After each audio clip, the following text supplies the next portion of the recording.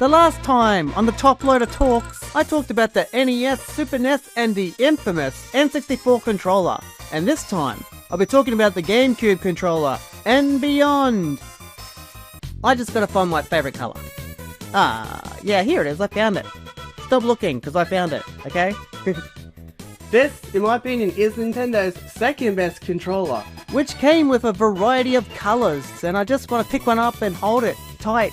Not let go, ever, ever, ever. Because this is how comfortable it is to hold. No matter how strange this must look. Oh, it's strange. So you better stop watching now. It feels so comfortable in my hands, but I just want to glue my hands to it and walk around like this all day. Although I won't be able to bloody play anything because I can't plug it all in. Or open the doors. Because my hands are glued to it, I can't do anything else. So let's not glue my hands to it. Let's just appreciate it for what it is. And it's a very good controller. So good, in fact, that Nintendo keep re-releasing the same GameCube design for their future iterations of their brand new console. Falcon Punch! You just can't keep this controller down.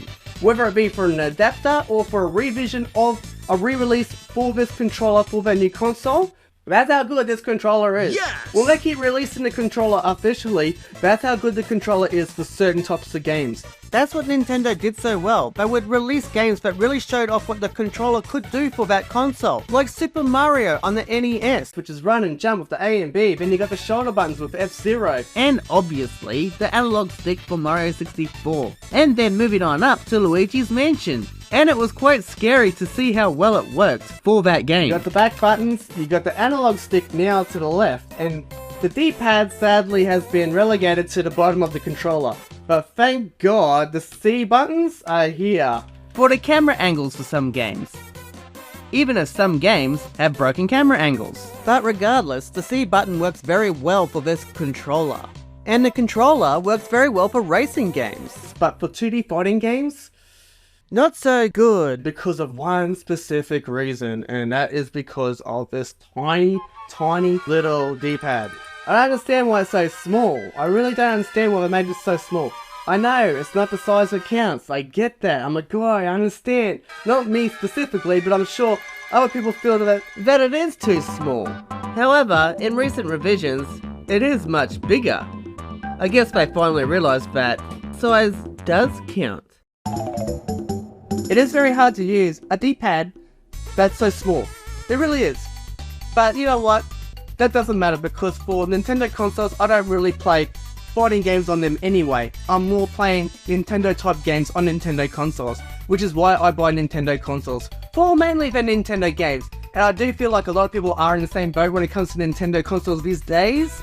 Meaning that they are playing Nintendo consoles for Nintendo games. And some people really do love Nintendo.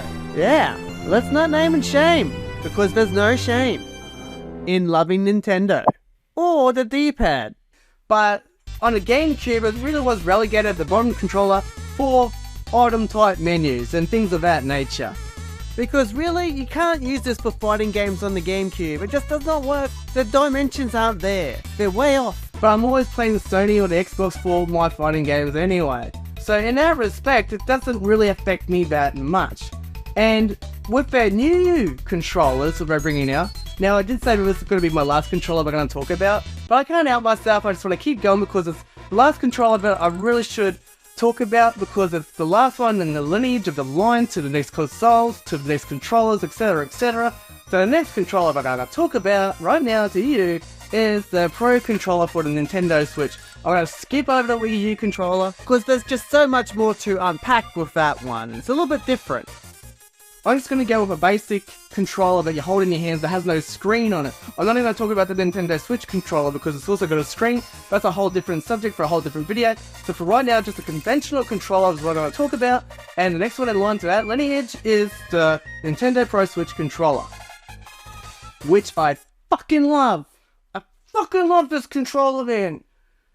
And this controller is actually my son's controller. It's cool. It's a Xenoblade Chronicles controller, and I don't even have Xenoblade Chronicles to play. It's not my type of game, okay? It's not my type of game to play, but I love the controller. My son didn't want this controller at first because it was pink. But you know what? The pink fits. This controller fits. this fits with the theme of the controller. We've got the green, you got the pink, the black, it all works together, it all comes together so well. I love this controller. And also, what's back in good size is the D-pad. Yes, the Wii U had the D-pad, same size too, but we're not talking about the Wii U gamepad, are we? We're talking about the Nintendo Switch Pro Controller, the conventional controller. And now would be a good time to point out that I don't actually own a Wii U Pro Controller, so I can't talk about the Wii U Pro Controller. But don't worry, it looks pretty much what the Switch has to offer anyway. Which, in turn, looks like the Xbox controller. That's a lot of controller. So now let's break down each component to see where it all come from in the first place. Let's take it from the top. Double shoulder buttons thanks to Sony.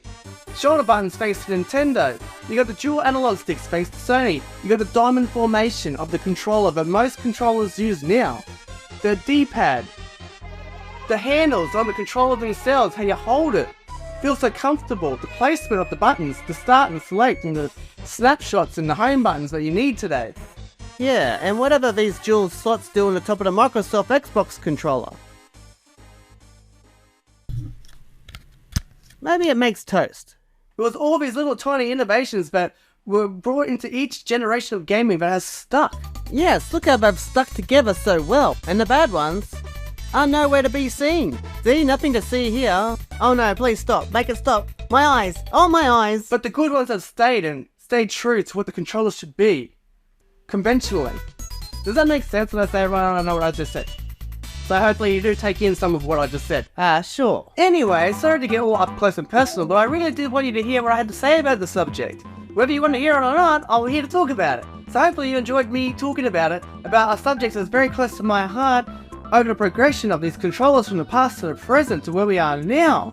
It's something that I really had to get off my chest and tell you and listen to your ears and see with your eyes and visualize where it's come from, where we are now.